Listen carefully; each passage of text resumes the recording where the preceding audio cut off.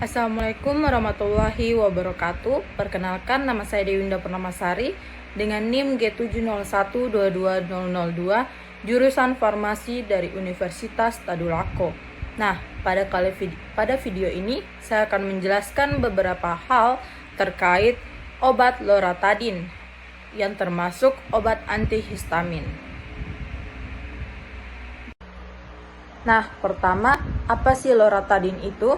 Loratadin adalah salah satu obat antihistamin generasi kedua dan digunakan untuk mengelola gejala rinitis alergi, pembentukan bentol, urtikaria, dan kondisi dermatologi alergi lainnya. Sedangkan antihistamin sendiri adalah golongan obat yang digunakan untuk mengatasi kondisi yang dimediasi oleh histamin seperti alergi dan masalah pencernaan. Kemudian selanjutnya profil obat loratadin. Obat loratadin dengan rumus struktur C22H23ClN2O2 dengan nama IUPAC etil 4,8 kloro 5,6 dihidro 11H benzocikloheta 1,2 B, piridin 11, iliden 1, piperidin nekarboksilate. Nah, kemudian selanjutnya itu mekanisme kerja dari loratadin. Sel mas melepaskan histamin saat terpapar oleh alergi seperti debu atau serbuk sari.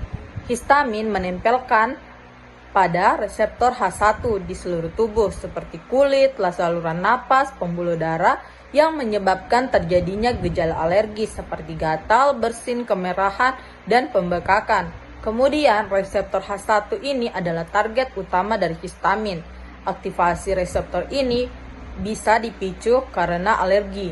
Nah, loratadin yang tadi akan memblok reseptor H1 dengan cara bersaing dengan histamin sehingga histamin tidak dapat menempel dan tidak akan menghasilkan reaksi alergi.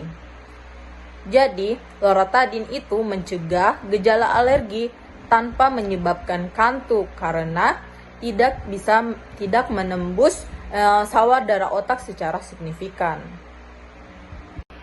Kemudian farmakokinetik dari obat loratadin. Pertama itu absorpsi yang diserap dengan cepat dan baik di saluran pencernaan, tetapi makanan dapat menunda waktu untuk mencapai konsentrasi plasma dan meningkatkan bioavailabilitas waktu paru untuk mencapai konsentrasi plasma puncak dari obat loratadin itu 1 sampai 1,5 jam, sedangkan desloratadin itu 1,5 sampai 3,7 jam.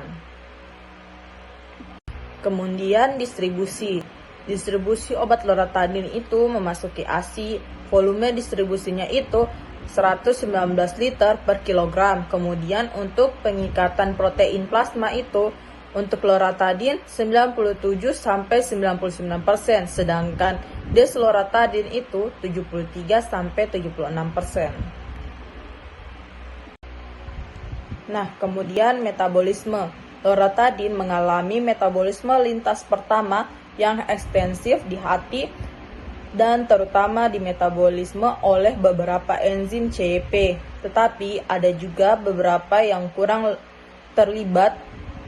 Nah, CYP3A4 dan CYP2D6 ini sangat bertanggung jawab untuk memetabolisme loratadin menjadi metabolit aktif utama, yaitu desloratadin.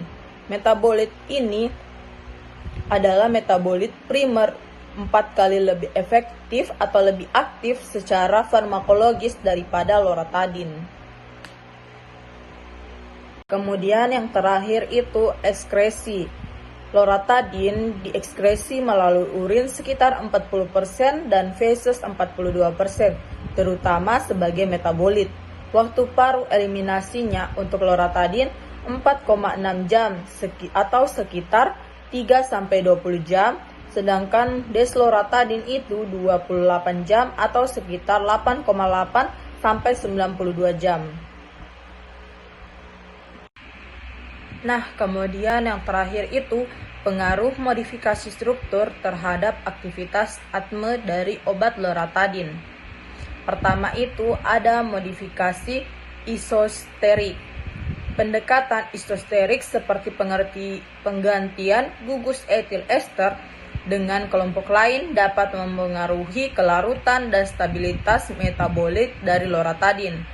Desloratadin sebagai salah satu modifikasi struktur yang meningkatkan afinitas terhadap reseptor H1 dengan memperpanjang waktu paruh dan eliminasinya. Kemudian yang kedua yaitu peningkatan kelarutan melalui kokristal. Pembentukan kokristal loratadin dengan asam oksalat itu telah diteliti untuk meningkatkan kelarutan dan laju disolusi, yang pada akhirnya dapat meningkatkan bioavailabilitas oralnya. Kemudian yang ketiga yaitu pengembangan analog desloratadin. Sintesis analog and substitusi desloratadin telah dilakukan untuk mengevaluasi aktivitas antihistamin dan profil farmakokinetik yang lebih baik. Nah, itulah tadi beberapa hal terkait obat loratadin yang dapat saya sampaikan. Semoga bermanfaat. Wassalamualaikum warahmatullahi wabarakatuh.